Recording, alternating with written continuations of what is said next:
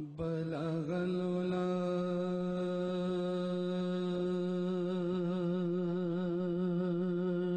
بكماله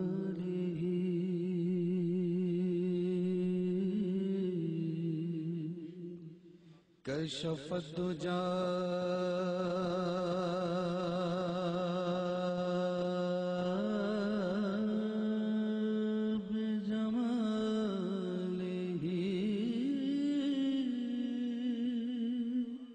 حسنت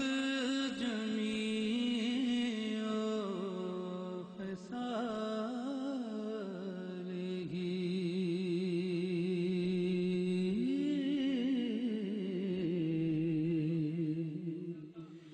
صلو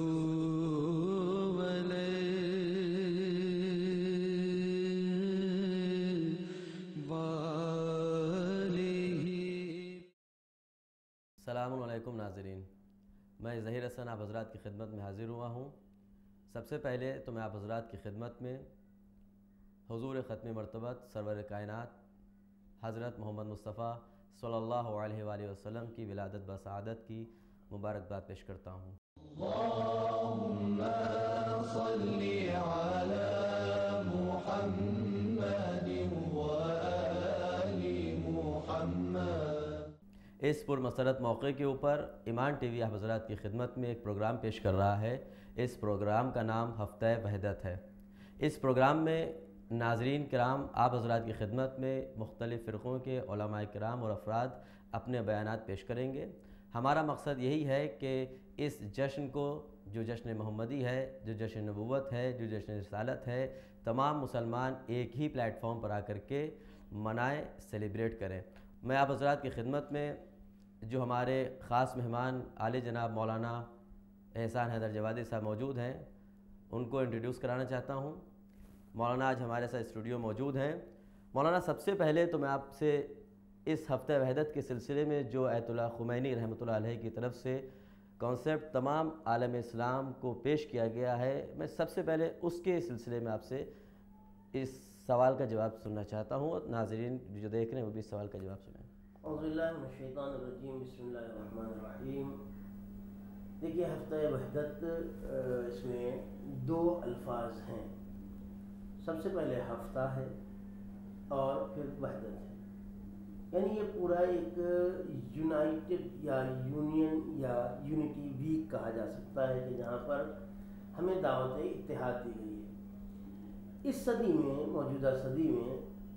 سب سے عظیم شخصیت جس نے ساری امت مسلمہ کو دعوت اتحاد اور یکجہتی اور ہم آہنگی دی ہے، وہ یقیناً حضرت آیت اللہ العظمیٰ آقا خمینی علی اللہ مقامہ کی ذات گرامی ہے،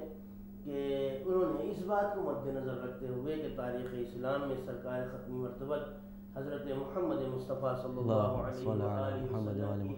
تاریخ ولادت میں مورخین کے درمیان اختلاف ہے، اور یہ اختلاف تقریباً 9 ربیع الاول سے شروع ہو کر اور 17 ربیع الاول تک جاتا ہے، جس میں زیادہ مشہور تاریخیں 12 ربیع الاول اور 17 ربیع الاول کی مورخین نے نشاندہی کی ہے۔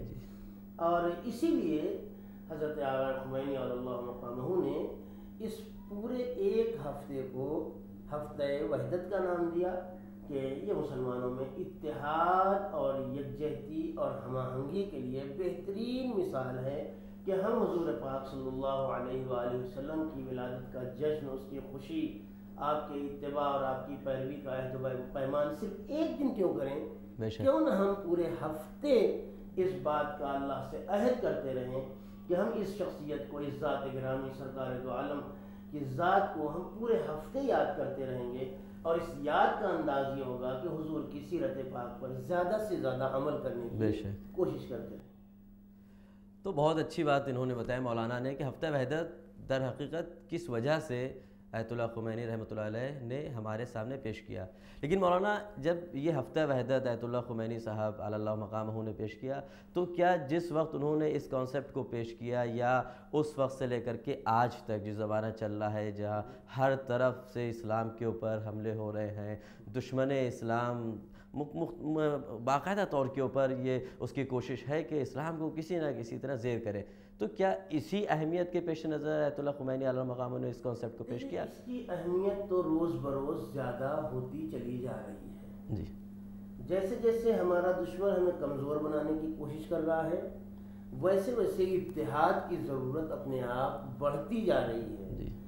عام حالات میں اگر ہم چاہیں تو اپنے ہاتھوں کی 5 انگلیوں کو الگ الگ رکھ سکتے ہیں, بے شک. لیکن اگر کسی سے پنجہ لڑانا ہو جی جی تو پھر ہمیں اسے مضبوط کرنے کے لیے جمع کرنا پڑے گا تاکہ پوری قوت سے ہم اپنے حریف کا مقابلہ کر سکیں. یعنی جو الگ الگ انگلیاں ہیں ان کو ایک ساتھ اکٹھا کرنا پڑے گا, اکٹھا کرنا پڑے گا, متحد کرنا پڑے گا.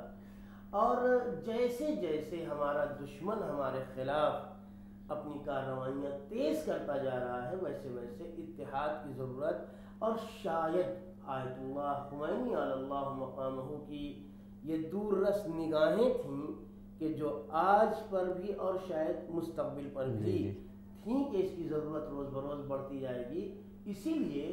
حضرت آیت اللہ علی اللہ مقامہ نے اس پورے ہفتے کو ہفتہ وحدت کا نام دیا کہ ساری امت مسلمہ کم از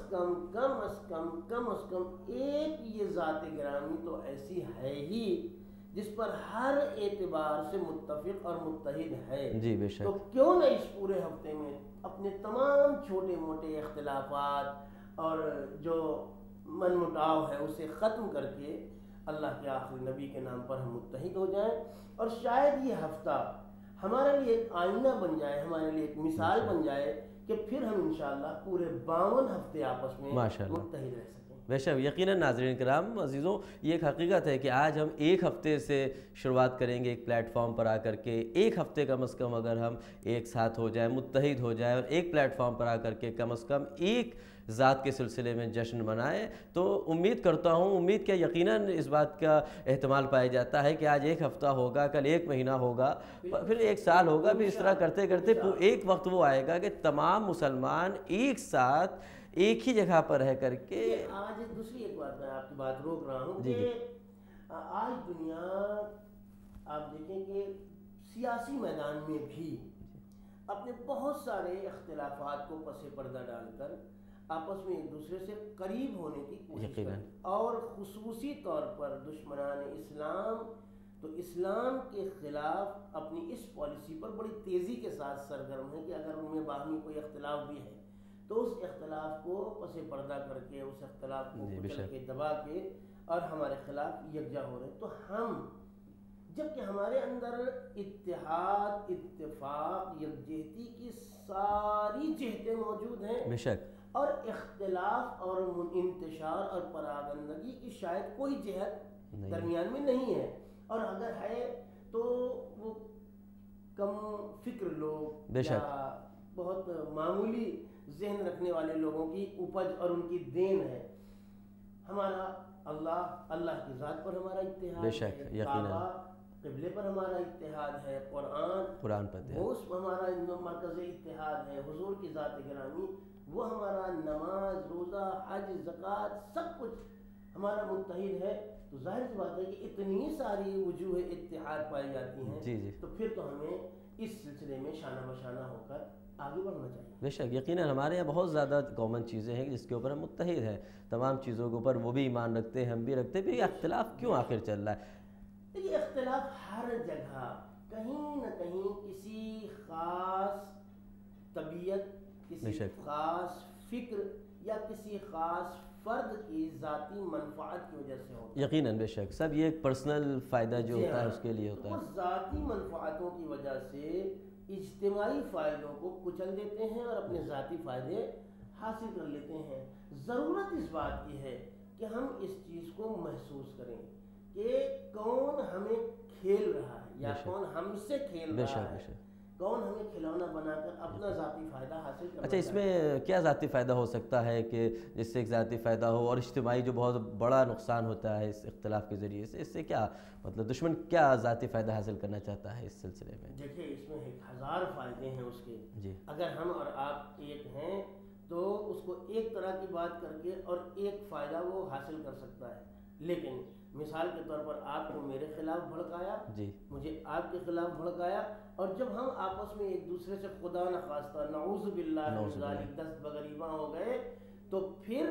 ہماری کچھ باتوں کو آپ کی طرف لگائے گا، آپ کی کچھ باتوں کو ہمارے پاس لے آئے گا، آپ کے راز ہمیں بتا کے ہم کو بلیک میل کرے گا، ہماری باتیں یا آپ کی باتیں ہمیں بتا کے، یا ہمارے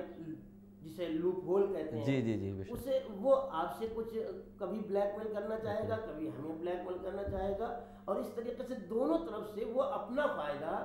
حاصل کرتا چلا جائے گا۔ آج ہمارا جو مشترک دشمن ہے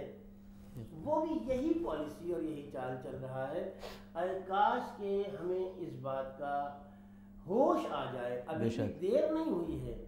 کہ ہم اپنے چھوٹے موٹے جو من مٹاؤ ہیں، جو چھوٹے موٹے اختلافات ہیں، وہ اپنی جگہ پر اگر برقرار بھی رہیں تو مجھے کوئی اس سے اعتراض نہیں ہے کہ جو چیزیں چھوٹی موٹی اختلافی اگر ہیں وہ اپنی جگہ پر رہیں، لیکن ہم آپس میں بحیثیت مسلمان کے، بحیثیت حضور پاک کے پیرو، ان کی اتباع کرنے والے، ان کی سنت پر چلنے والے اور ان کی امت کی حیثیت سے سب ایک دوسرے کے ساتھ شانہ بشانہ ہو جائیں، اور اگر ضرورت پڑے تو اسلام اور حضور پاک کے دشمن کا بھرپور، اگر قلم کے ذریعے سے ضرورت ہو تو قلم سے مقابلہ کریں، تقریروں سے ضرورت ہو تقریروں سے مقابلہ کریں، فکری ضرورت ہو فکروں سے مقابلہ کریں، اور جو بھی صورتحال اسلام کے دشمن سے مقابلے کی پیش آ سکتی ہے، ہم بہرحال بحیثیت اس مسلمان کے ایک دوسرے کے ساتھ رہیں۔ ہم یوں تو دین اسلام ساری کائنات کو دعوت اتحاد دیتے ہیں، ہمارا کسی سے کوئی اختلاف نہیں ہے، سب انسان ہیں، سب اللہ کی مخلوق ہیں، اور کہیں یہ نہیں کہا گیا ہے کہ سب ایک ہی مذہب اختیار کریں۔ بے شک حضور کو بھی تعلیم دی گئی قرآن کے حوالے سے، لکم دینکم ولی دین، اگر تم ہمارا دین نہیں مانتے ہو، ہم تمہارا دین نہیں مانتے، تو تم اپنے پر عمل کرو، ہم اپنے پر، لیکن اس کے یہ معنی نہیں ہے کہ ہم ایک دوسرے سے جدا جدا رہیں، ایک دوسرے سے الگ الگ سوسائٹی میں اختلافات پیدا کریں، غریباں رہیں، لڑائی جھگڑا ہوتا رہے، نہیں، آپ اپنا مانیں، ہم اپنا مانیں، اور اس کی بہترین مثال خود ہمارا ملک کا کلچر ہے۔ جی بے شک، یقیناً ہندوستان کی، ہندوستان کا اس بات کی بہترین مثال ہے کہ جہاں